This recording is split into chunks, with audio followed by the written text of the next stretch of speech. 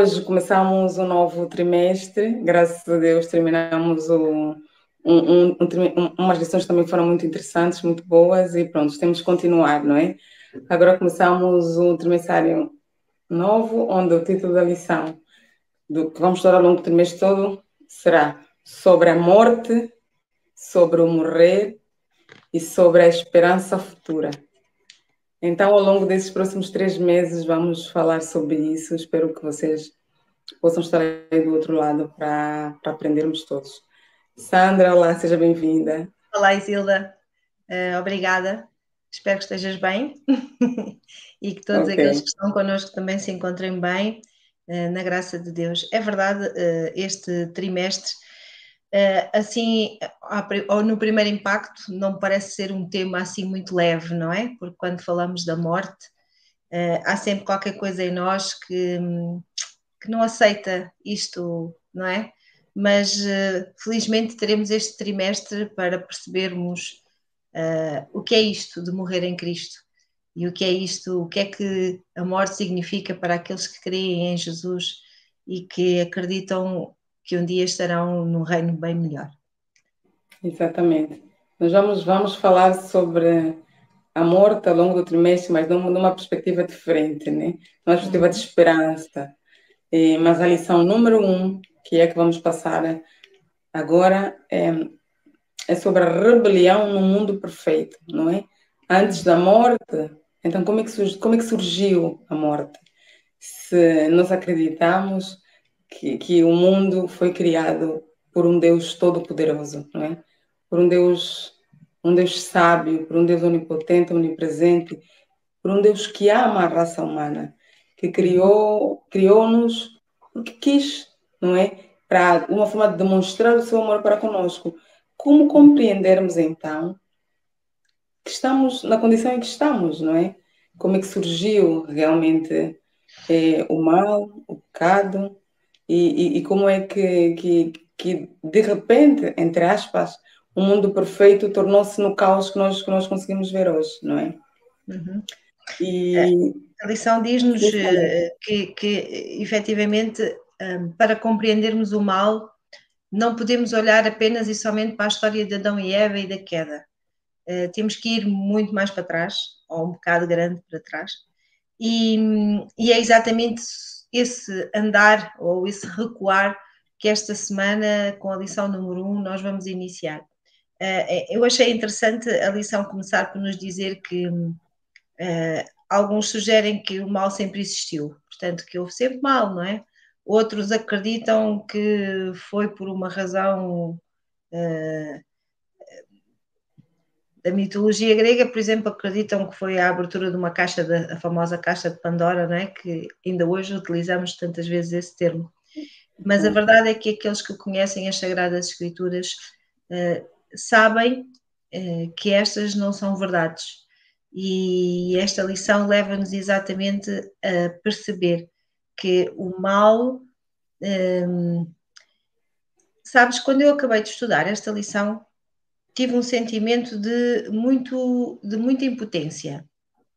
Senti-me muito pequenina, porque às vezes nós queremos perceber coisas que não temos sequer capacidade para isso, não é?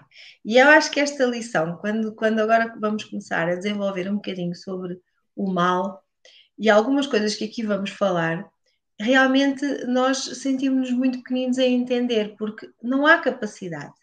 E é bom iniciarmos o estudo desta lição com esta ideia fixa de que realmente nós somos seres limitados e não podemos compreender na plenitude tudo o que aconteceu. Mas aquilo que é essencial para que conheçamos Deus e para que o amemos e para que desejemos estar com Ele um dia no céu, isso Deus explicou-nos, não é?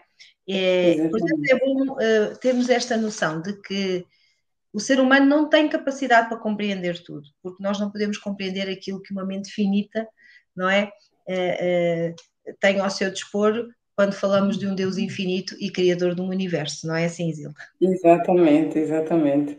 E começamos logo com a criação, não é? Nós, cristãos, acreditamos que a criação é uma expressão do amor de Deus. Então, as pessoas podem perguntar, os descrentes, assim, ou se calhar mesmo muitos de nós podemos perguntar, mas esta criação é uma expressão do amor de Deus? Porque o que nós conhecemos, o mundo que nós conhecemos é este mundo, não é? E podemos nos questionar assim, mas é um mundo de sofrimento, é um mundo de dor, é um mundo onde as coisas vão de mal a pior. Isso é uma expressão do amor de Deus, que Deus é este. E realmente muitos se questionam em relação a isso, não é? Muitos até, isto acaba sendo um motivo a mais para não acreditar em Deus. Então, se Deus existe, por que as pessoas morrem? Por que isto? Por que aquilo? A verdade, a lição diz-nos muito bem, e nós sabemos que Deus não criou este mundo assim conforme nós vivemos hoje. Deus criou um mundo perfeito, não é? Nós vivemos num mundo onde conseguimos ver alguma beleza, mas não é nem metade daquilo que Deus criou, não é?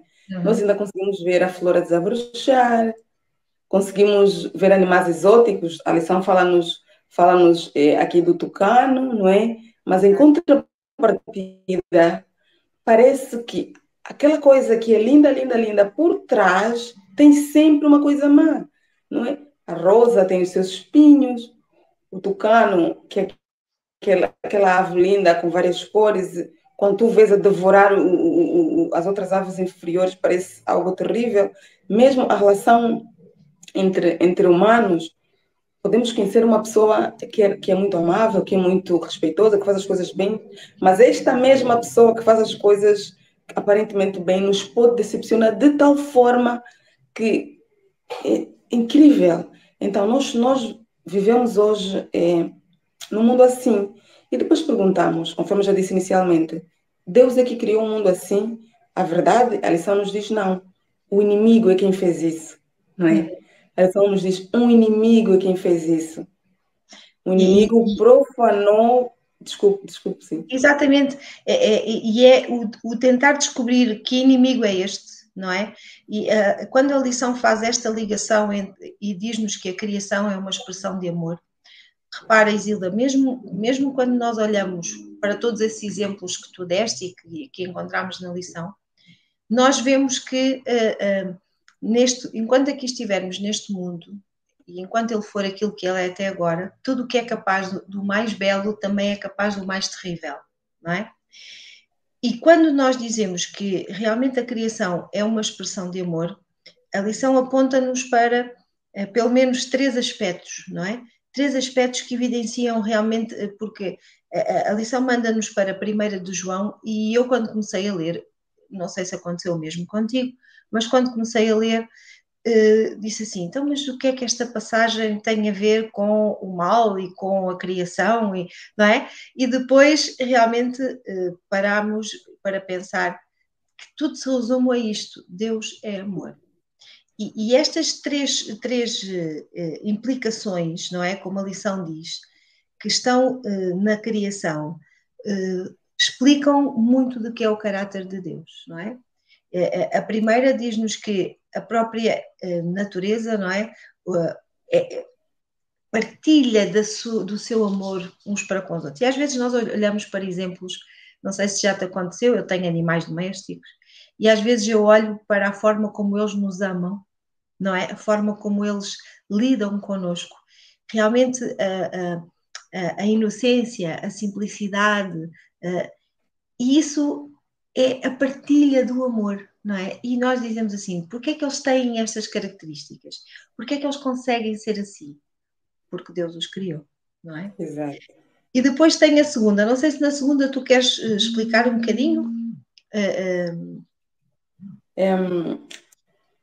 O segundo ponto fala-nos que tudo o que Deus faz é uma expressão do seu amor incondicional e imutável, não é? Isso inclui as obras todas as obras que o nosso maravilhoso Deus criou. Então, o amor de Deus tem se manifestado de forma, mesmo no mundo que nós temos, no mundo caído, não é? Onde vimos muita injustiça, muita coisa má, mas mesmo assim nós também conseguimos vislumbrar, não é? O amor de Deus, o amor incondicional de Deus. por exemplo, quando assistimos terremotos na televisão, desastres, coisas terríveis, muita gente morre, mas também muita gente é salva de forma milagrosa. Muita gente consegue sobreviver sem compreender. Eu não sei, eu só sei que eu estou vivo, não sei o que aconteceu, mas eu estou vivo. E outras coisas mais, né? Muitas pessoas são livradas da morte num acidente ou num incêndio e outras coisas assim. Nós conseguimos, às vezes, eu digo assim, a situação pode ser a mesma, mas a visão que temos perante a situação muda completamente o contexto, não é? Nós conseguimos ver neste mundo de pecado o amor incondicional de Deus para com cada um de nós, não é? Mesmo nós como cristãos podemos imaginar, conhecemos pessoas que tinham uma vida passada terrível, não é? Mas que hoje são pessoas transformadas, pessoas que se dedicam completamente para a pregação do Evangelho. Temos o exemplo do próprio Davi e de Salomão, não é? Deus ama-nos com um amor incondicional. Exatamente. E a terceira, que é aquela que para mim é talvez a mais fácil de entendermos, é que realmente, se nós conseguimos encontrar traços de amor, traços de bondade em tudo o que nos rodeia, se procurarmos, não é? Porque às vezes também temos dificuldade em procurar o que é bom. Mas se procurarmos, nós vamos conseguir encontrar traços bons em tudo aquilo que nos rodeia, na natureza que nos rodeia. Então, nós pensamos, como é que era possível Deus, não é? Ser o originador do pecado se tudo o que ele faz se aquilo que é bom se revela. Portanto, é um contrassenso, não é? Pensar que um Deus que é capaz de ter este tal amor incondicional que tu falavas, agora arranjar o mal para tornar a nossa vida difícil, não é? Exato. Portanto, isso é algo que não tem lógica, que não cabe na nossa mente, não é? Não sei, isto é como eu penso. Exatamente. Isto muitas vezes, penso eu, é que faz com que as pessoas prefiram não falar de religião, não querer acreditar até. Eles sabem, ok, deve existir algum Deus, mas eu não quero nem saber, porque faz tanta confusão na mente do descrente, não é? A menos que se disponha a conhecer Deus. Mas, ok, Deus existe, até realmente tem que existir alguém, faz sentido existir. Mas se existe, por que estamos nessa condição terrível, não é? E Pois. depois vem a outra pergunta da lição. Mas Deus foi obrigado a criar a raça humana, foi obrigado a criar o universo, a criar o mundo, não é? Esta é uma outra pergunta que a lição nos faz. E a resposta clara é não. Deus não foi obrigado a nos criar, não é? Mas como uma expressão do seu amor, Deus é amor, não é? Deus criou-nos para demonstrar-nos o seu amor. Deus criou-nos porque nos amou. Por isso é que nós vamos ver ao longo da lição, mesmo havendo a possibilidade do homem pecar, criou-nos a si mesmo. E mesmo assim, criou já o resgate. É algo incrível. Exato. Sabes que eu costumo fazer uma pergunta às pessoas que põem em causa e que dizem, então, mas porquê é que Deus criou? E eu digo-lhes assim, então, mas ouçam, nós vivemos num mundo tão mau, não é? Com coisas tão más, e no entanto nós temos filhos. Não é? É verdade. Nós temos filhos. Então, quer dizer, por um lado, nós não entendemos aquilo que Deus fez, que foi amar tanto que queria ter os seus filhos. E, no entanto, nós fazemos algo muito semelhante, não é? Porque o mundo está tão mal, as coisas às vezes a gente diz assim, epá, isto está muito difícil, mas no entanto nós vemos e queremos ter filhos, e temos filhos, não é? E isto é só um bocadinho daquilo que nós que somos maus e conseguimos amar assim a este ponto, então por aí temos apenas um vislumbre do que é o amor de Deus e o porquê dele ter criado o homem, mesmo com esta possibilidade de ele cair e mesmo com a possibilidade de passarmos por tudo isto. Exatamente. Aí conseguimos passar para a lição de segunda-feira, que fala sobre a queda e o dilúvio, não é? Sim. Falamos que as flores artificiais são lindas, não é? Falando em flores artificiais, quero abrir um parênteses para dizer que a igreja que eu frequentei em Luanda, se calhar foi numa outra igreja, eu frequentei tantas igrejas que eu nem sei qual delas, pronto. Mas uma das igrejas que eu frequentei, havia duas decoradoras, uma gostava de flores naturais e a outra de flores artificiais. Então, numa semana, tínhamos a igreja toda decorada com flores artificiais e depois, na outra semana, tínhamos toda decorada com flores naturais. Realmente, as duas são muito lindas, não é? Tem uma beleza semelhante, podemos assim dizer, mas as flores artificiais não desabrocham, não é como as flores reais. Isso é verdade. A lição também fala-nos em relação aos robôs, não é? Já sabemos que agora estamos numa era que é quase tudo robotizado, que há pessoas que até têm receio de perder os seus empregos, porque estamos num mundo completamente artificial. Mas esses robôs todos, não é? Não têm a capacidade de livre-arbítrio como tem a raça humana. Que esta é uma qualidade que Deus deu a nós, seres humanos, e aos anjos, não é? E só o ser que tem a capacidade de tomar a decisão de livre e espontânea vontade é que tem a capacidade de amar, não é? Somente nós, seres humanos, os anjos, todo aquele que tem a capacidade de escolher o que quiser, é que tem a capacidade de amar. Porque as pessoas perguntam também, mas por que Deus então não nos criou só para vivermos felizes para sempre? Não é? Quer dizer, seríamos robotizados de alguma forma ou de outra, seríamos como flores artificiais, seríamos. Quer dizer, não faria sentido nenhum, não é? Deus correu esse risco porque era a condição que nós precisávamos para termos a capacidade de amar, não é? Por Sim. isso, exato. A escolha é aquilo que nos torna verdadeiramente livres, não é? Exato. Se nós realmente não tivermos esta escolha, aliás, o ser humano debate-se pela sua liberdade de poder escolher o que quer, o que gosta, não é? Até hoje nós vemos as pessoas a fazerem muitas vezes manifestações sobre, não é? Sobre as escolhas que tomaram e sobre aquilo que querem. Ora bem, se nós acreditamos, enquanto seres humanos, que é aí que está a nossa escolha, ou aí é que está a nossa liberdade, em algum lugar vamos buscar isso, não é? Exato. Ora, Deus é que nos deu esta possibilidade. Senão, nós seríamos... É o que tu dizias, não é? Seríamos como as folhas artificiais, tudo muito perfeitinho, tudo muito bonito, mas sem vida, não é? Exato. A vida estaria vazia, porque nós iríamos apenas obedecer àquilo que nos era mandado fazer, não é? E mais nada. Portanto, Deus, quando nos deu esta capacidade de escolher, e aqui quando nos fala sobre a queda e sobre o dilúvio, demonstra que efetivamente a queda e o dilúvio são marcos, não é? De como o pecado atuou neste mundo e como Deus, na sua infinita misericórdia, tentou ajudar a humanidade para que ela acordasse e percebesse do caminho errado que estava a seguir, não é? Exatamente. Exatamente. Portanto, Assim como a raça humana tem a liberdade de escolher, Lúcifer também teve a liberdade, não é? exato, exato. Lúcifer também foi criado com a capacidade de decidir.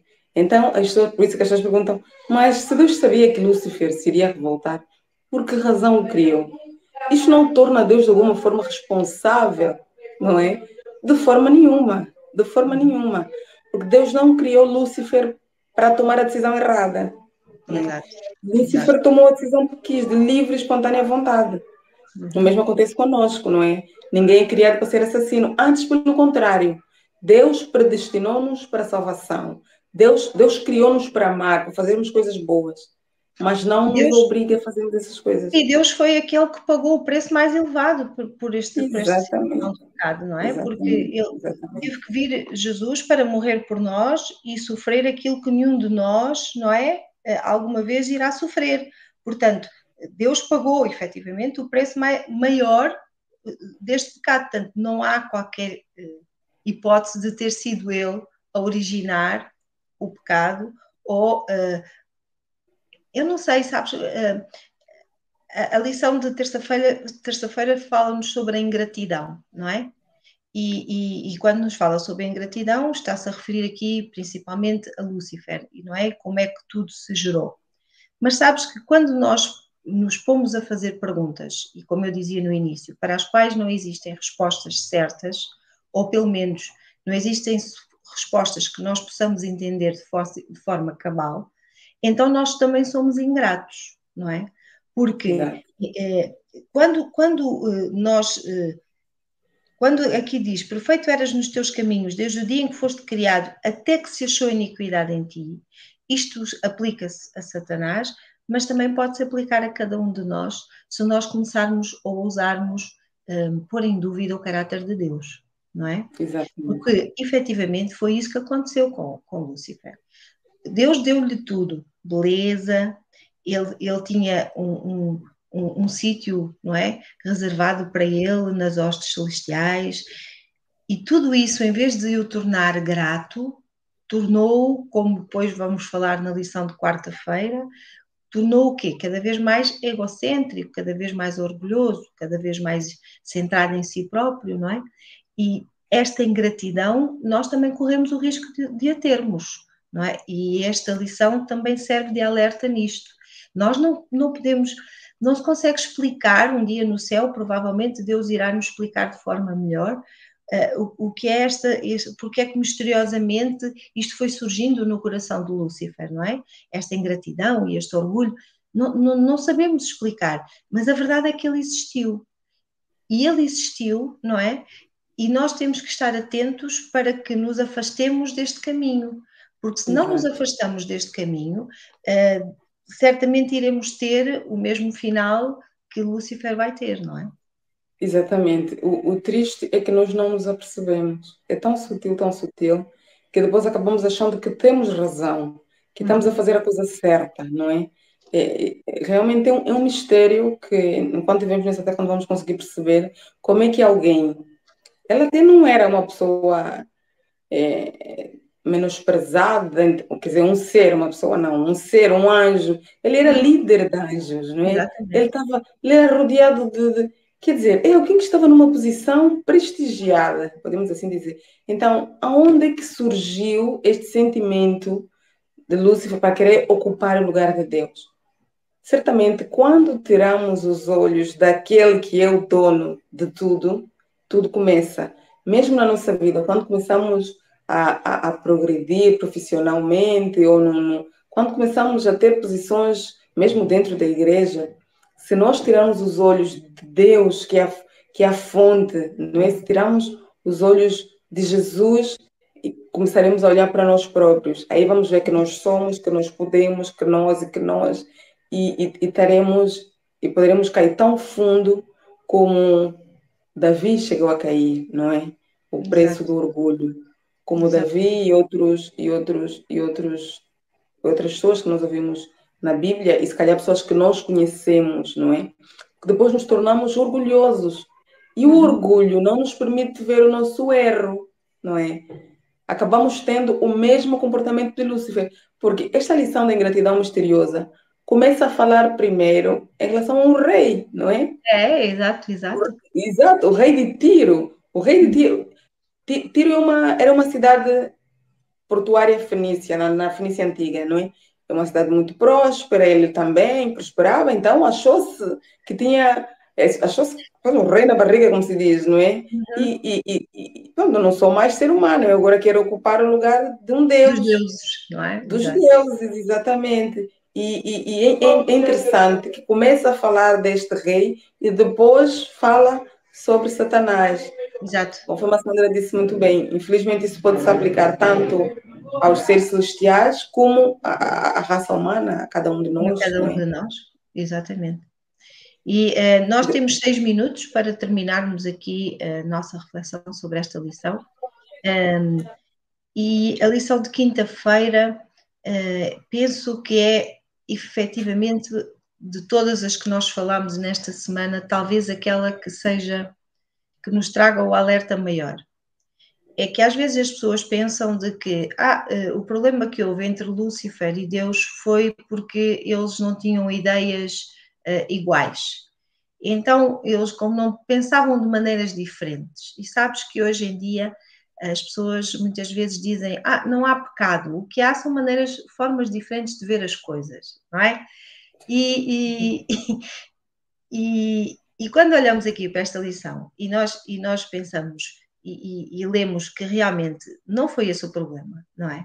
Diz que Deus teve paciência e esperou muito tempo para que Lúcifer mudasse o seu comportamento.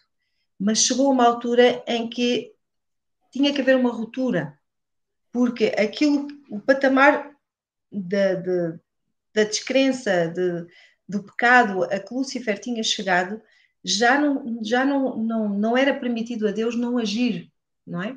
E então diz que ali o Miguel, e nós sabemos que este Miguel não está a falar sobre Jesus Cristo, aquele que nós conhecemos como o Filho do Homem, diz que este Miguel esteve em guerra contra o dragão, e este dragão sabemos que significa Satanás. E foi uma guerra mesmo, porque diz que Satanás saiu do céu e trouxe consigo a terça parte dos anjos, não é?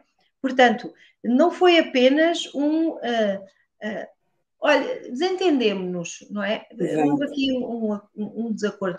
E ouvimos isto muitas vezes quando as pessoas tentam trazer para o meio, ou para os filhos de Deus, não é? Para a igreja, digamos assim, algumas ideias que Deus não se agrada. E então as pessoas começam a dizer, não, mas isto não é pecado, os tempos são outros, temos que ver as coisas de outra maneira, temos que ter outra forma de estar, não é? Não podemos pensar todos da mesma forma. Não sei, isto faz-te algum sentido, o que eu estou a dizer? Faz todo sentido. Logo começamos, o título, Disseminação da Descrença, fez-me logo pensar na sodomização da igreja. Infelizmente, vivemos numa era em que Satanás sabe mesmo que tem pouco tempo e faz de tudo. Eu pessoalmente consigo cada dia mais notar o joio e o trigo a crescer junto, não fora, dentro da nossa igreja. Exato. Devemos ter muito cuidado, porque o que é pecado vai ser sempre pecado. Não é? Não podemos romantizar o erro. É erro, é erro. Queria falar sobre 3 pontos importantes aqui em relação a essa lição, que é o conflito. Realmente foi um conflito, uma guerra, não é? Começou no céu com a rebelião de Lúcifer e 1/3 dos anjos, não é? Exato. Terminou, não nos esqueçamos, com a vitória decisiva de Cristo na cruz. Por isso que Satanás não queria que Cristo morresse. Primeiro, não queria que, quando Cristo nasceu, não queria que crescesse, não é? Depois, não queria, queria que Cristo desobedecesse a Deus, não é?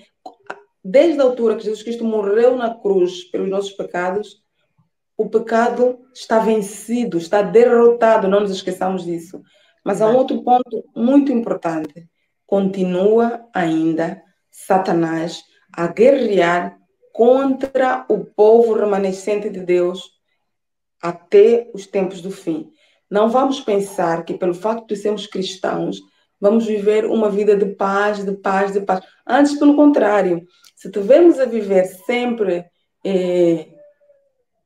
tipo, no momento nunca tem nada de mal, está tudo bem, olha lá, não é aí que devemos realmente parar para pensar se estamos a viver segundo aquilo que o Senhor nos pede, porque estamos num mundo de pecado. E quem é o dono deste mundo é Satanás. Realmente, Jesus já venceu na cruz, mas Jesus não viveu uma de rosas enquanto esteve aqui nesta terra, não é? Com Ele somos mais que vencedor, com Ele somos mais que vencedor, e a vitória já está, já está, já está. E cabe-nos a nós ser estes portadores destas notícias e destas palavras, de que realmente nós não podemos permitir que entrem novos pensamentos, novas ideias que nos afastem daqueles que é as doutrinas e aquilo que é importante, não é? Percebermos sobre a igreja e aceitarmos. Sabes que quando nós somos demasiadamente abertos a tudo que nos chega,